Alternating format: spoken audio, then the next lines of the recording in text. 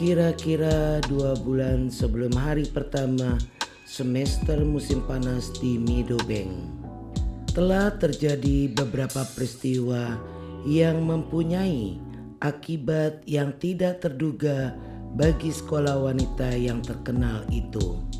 Di Istana Rahmat, 2 orang pria muda duduk merokok sambil membicarakan masa depan yang makin dekat. Salah seorang pria muda itu berkulit gelap. Wajahnya berbentuk buah zaitun, sedang matanya besar dan sendu. Dia adalah Pangeran Ali Yusuf, keturunan Syekh dari Rahmat, yang meskipun sangat kecil merupakan salah satu kerajaan terkaya di Timur Tengah. Anak muda yang seorang lagi. Rambutnya berwarna pirang mirip pasir. Wajahnya berbintik-bintik hitam. Dan dia dapat disebut pemuda miskin kalau tidak karena gajinya yang besar sebagai pilot pribadi yang mulia Pangeran Ali Yusuf. Meskipun kedudukan mereka jauh berbeda, namun hubungan mereka seperti orang yang sederajat saja. Mereka pernah sama-sama bersekolah di suatu sekolah umum, dan sejak itu mereka tetap bersahabat. "Mereka sengaja menembak kita, Bob," kata Pangeran Ali setengah tidak percaya. "Memang mereka telah menembak kita," kata Bob Rawlinson. "Dan mereka memang sungguh-sungguh. Mereka benar-benar mau menembak kita sampai jatuh. Bangsat-bangsat itu memang bermaksud begitu," kata Bob ketus. Ali berpikir sebentar. Apakah tak ada gunanya mencoba lagi? Mungkin kita tidak akan semujur kali ini. Sebenarnya, Ali, kita sudah menunda-nunda terlalu lama. Seharusnya sudah 2 minggu yang lalu kau keluar dari negeri ini. Sudah kukatakan itu padamu. Aku mengerti maksudmu. Tapi ingatlah apa yang dikatakan Shakespeare atau salah seorang penyair lain, bahwa tak ada salahnya melarikan diri untuk mengatur pembalasan. "Pikir saja," kata pangeran muda itu dengan kesal. "Berapa banyak uang yang sudah dikeluarkan untuk membuat negara ini makmur. Rumah-rumah sakit, sekolah-sekolah, pelayanan kesehatan." Bob Rawlinson menyela, menyebutkan daftar nama-nama badan sosial itu. "Apakah kedutaan besar tak bisa berbuat sesuatu?" Wajah Ali Yusuf memerah karena marah. "Mengungsi ke kedutaan besarmu? Tidak akan pernah. Para pemberontak mungkin akan menyerbu tempat-tempat itu. Mereka tidak akan menghormati kekebalan diplomatik. Apalagi bila aku sampai berbuat begitu. Habislah segala-galanya. Sekarang saja tuduhan utama yang mereka lemparkan terhadapku adalah bahwa aku terlalu berkiblat ke barat." Dia mengeluh. "Sulit sekali dimengerti," suaranya terdengar sangat sendu. Seolah-olah umurnya belum lagi 25 tahun. "Kakekku adalah orang yang kejam, seorang raja yang benar-benar lalim. Budaknya beratus-ratus dan mereka diperlakukan tanpa belas kasihan.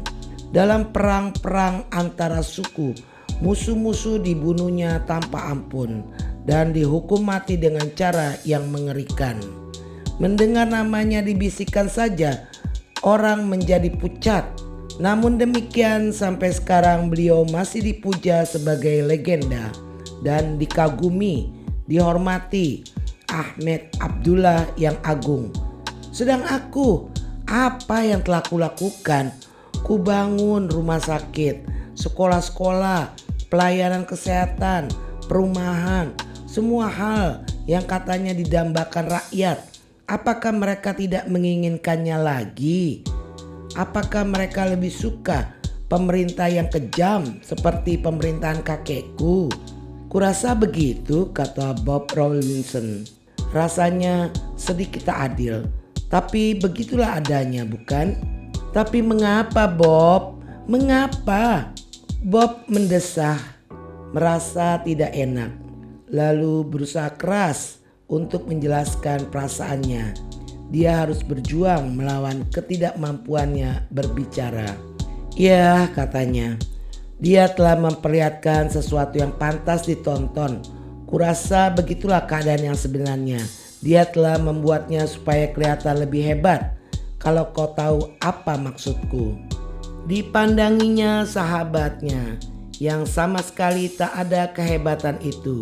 Dia adalah seorang anak muda yang baik, tenang, sopan, tulus, dan mudah bingung. Begitulah Ali. Dan Bob menyukainya dengan segala sifat-sifatnya itu. Dia tidak menonjol dan tidak menarik perhatian. Tapi bila di Inggris orang merasa malu untuk menonjolkan diri dan bertingkah aneh, suatu sikap yang dijauhi orang, maka Bob tahu benar bahwa di Timur Tengah ini persoalannya berbeda. Tapi demokrasi, Ali mulai lagi. Ah, apalah demokrasi itu, kata Bob sambil menggoyang-goyangkan pipanya. Itu suara kata yang bisa ditafsirkan macam-macam. Satu hal sudah pasti, arti kata itu sudah jauh menyimpang dari arti semula yang dimaksud oleh bangsa Yunani. Aku berani bertaruh, bila mereka berhasil mengusirmu dari sini, seorang saudagar yang besar cakap yang akan mengambil alih. Dia akan menggembar-gemborkan kehebatan-kehebatannya sendiri, mengagung-agungkan dirinya setinggi Tuhan yang Maha Kuasa. Dia akan merajalela dan memenggal kepala siapa saja yang berani melawannya dengan segala cara. Dan ingat, dia akan berkata bahwa pemerintahannya adalah suatu pemerintahan demokratis dari rakyat untuk rakyat. Dan kurasa rakyat pun akan menyukai pula. Mereka menganggapnya hebat, banyak menumpahkan darah. Tapi kami bukan orang-orang biadab. Kami sekarang sudah beradab. Peradaban itu macam-macam, kata Bob samar-samar. Apalagi aku punya pikiran bahwa kita ini semua punya sedikit kebiadaban dalam diri kita. Asal saja ada alasan untuk membiarkan kebiadaban itu muncul. Mungkin kau benar, kata Ali murung. Agaknya yang tak disukai orang dimanapun juga sekarang ini adalah seseorang yang punya akal sehat. Aku ini bukan orang yang cerdas, kau sendiri tahu. Tapi aku berpikir bahwa itulah yang sebenarnya dibutuhkan dunia, yaitu sedikit akal sehat. Diletakkannya pipa di sampingnya lalu duduk di kursinya. Tapi sudahlah, tak usah dipikirkan semua itu. Yang penting adalah bagaimana kita bisa membawamu keluar dari sini. Adakah seseorang dalam angkatan perang yang benar-benar bisa kau percayai? Pangeran Ali menggeleng lambat-lambat. 2 minggu yang lalu aku bisa berkata ada. Tapi sekarang aku tidak tahu. Dan aku tidak yakin. Bob mengangguk. Itulah sulitnya. Dan istanamu ini membuatku ngeri. Ali membenarkan tanpa emosi. Ya, dalam setiap istana dimanapun juga selalu ada mata-mata. Mereka bisa mendengar segala-galanya. Mereka tahu segala-galanya. Bahkan di dalam hanggar sekalipun. Bob berhenti sebentar. Si Ahmed itu tidak berbahaya. Dia memiliki semacam indera keenam. Dia telah menangkap basah seorang montir yang sedang mengutik-ngutik pesawat terbang. Salah seorang yang kita berani bersumpah benar-benar bisa dipercaya. Dengarlah Ali, bila kita memang benar-benar akan ditembak waktu membawamu pergi, maka itu pasti tidak akan lama lagi. Aku tahu. Kurasa aku yakin sekarang bahwa bila aku tetap tinggal di sini, aku akan dibunuh. Dia berbicara tanpa emosi dan tanpa panik. Kata-katanya bahkan mengandung maksud tersembunyi. Bagaimanapun juga kemungkinan besar kita akan terbunuh. Bob memperingatkan. Kau tahu, Sebaiknya kita terbang ke arah utara. Di sana mereka tidak akan bisa menyergap kita. Tapi itu berarti kita harus melalui gunung-gunung. Dan pada musim ini dia mengangkat bahu. Kau harus mengerti, itu sangat berbahaya. Ali Yusuf kelihatan sedih. Jika sesuatu sampai terjadi atas dirimu, Bob, jangan khawatirkan aku, Ali. Bukan begitu maksudku. Aku bukan orang penting. Dan bagaimanapun juga, aku ini memang modelnya orang yang cepat atau lambat akan terbunuh. Aku selalu berbuat gila-gilaan. Tidak, kaulah yang kupikirkan. Aku tidak mau menganjurkan apa-apa padamu. Bila ada sebagian saja dari angkatan perang yang masih setia, aku tak ingin melarikan diri, kata Ali dengan sederhana. Sebaliknya, aku pun tak mau menjadi seorang martir mati dicincang oleh komplotan itu. Dia diam beberapa saat lamanya. Baiklah kalau begitu, akhirnya dia berkata sambil berdesah. Kita akan mencoba. Kapan? Bob mengangkat bahu. Makin cepat makin baik. Kita harus membawamu ke lapangan terbang mini sewajar mungkin. Bagaimana kalau kita katakan bahwa kau akan mengadakan infeksi ke tempat pembuatan jalan di Alzasar. Katakan bahwa niatmu timbul mendadak. Pergilah petang ini. Kemudian waktu mobilmu melalui lapangan terbang mini, berhentilah. Aku akan menunggu dengan pesawat yang siap terbang. Katakan bahwa kau akan mengadakan infeksi pembuatan jalan itu dari udara. Mengerti? Lalu kita akan lepas landas dan pergi. Tentu kita tak bisa membawa apa-apa. Semuanya tanpa persiapan. Aku tak ingin membawa apa-apa kecuali satu. Dia tersenyum dan senyum itu tiba-tiba mengubah wajahnya dan menjadikan manusia lain. Dia bukan lagi seorang anak muda yang penuh percaya diri, yang hidupnya berkiblat ke barat. Senyumnya mengandung kelicikan dan keahlian tertentu yang membuat para leluhurnya mampu bertahan bertahun-tahun. Kau sahabatku, kau boleh melihatnya. Dimasukkan tangannya ke dalam kemejanya, lalu dia mencari-cari, kemudian dikeluarkan sebuah kantung kecil dari kulit kambing. Apa ini? Bob mengerutkan dahinya keheranan. Ali mengambilnya kembali, dibukanya ikatan lalu dicurahkannya isinya ke meja. Bob menahan nafasnya sebentar lalu menghembus seraya bersiul halus. Ya Tuhan, apakah ini asli? Ali kelihatan geli. Tentu saja asli. Kebanyakan diantaranya adalah milik ayahku. Setiap tahun dia menambah beberapa permata baru. Demikian pula aku. Permata-permata itu berasal dari beberapa negara. Orang-orang yang bisa kami percayai yang membelikan untuk warga kami. Ada yang dari London, dari Kalkuta, dari Afrika Selatan. Itu merupakan tradisi dalam keluarga kami. Kami menyimpan barang-barang ini untuk keadaan darurat. Kemudian ditambahkannya dengan tenang. Dengan harga-harga seperti sekarang ini, permata-permata ini bernilai kira-kira 3/4 juta pound. 3/4 juta pound? Bob bersiul. Diambilnya permata itu lalu dibiarkannya jatuh melalui jari-jarinya. Benar-benar hebat, seperti dalam dongeng saja. Permata-permata ini memang akan besar sekali artinya bagimu. Ya, anak muda itu mengangguk.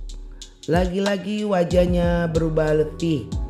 Dalam hubungannya dengan permata, manusia tak bisa diduga sebelumnya. Benda-benda seperti ini selalu dibuntuti oleh rangkaian tindakan kekerasan. Kematian-kematian, pertumpahan-pertumpahan darah, pembunuhan, dan kaum wanita lebih jahat lagi. Karena bagi kaum wanita, permata-permata itu ditinjau bukan hanya dari nilainya.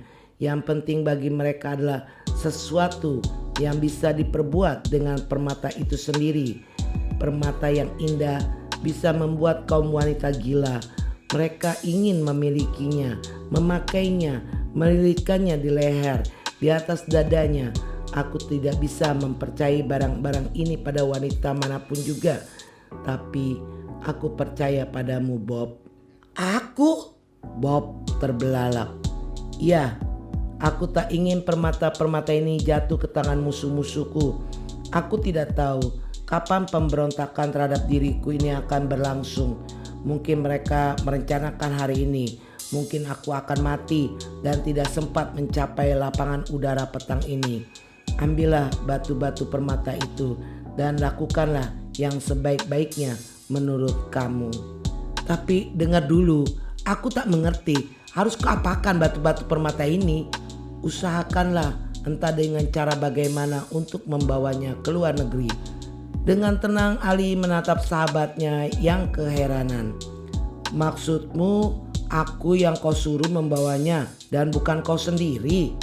Begitulah maksudku. Aku yakin benar bahwa kau bisa memikirkan suatu rencana yang lebih baik untuk membawanya ke Eropa.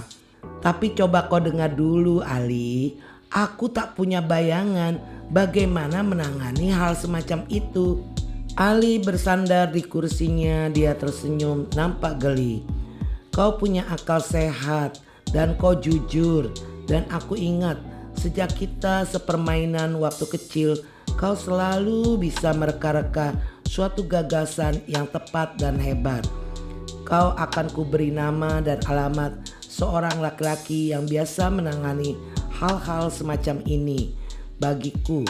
Maksudku bila aku tak selamat. Jangan begitu khawatir Bob. Berusahalah sebaik mungkin. Hanya itu permintaanku.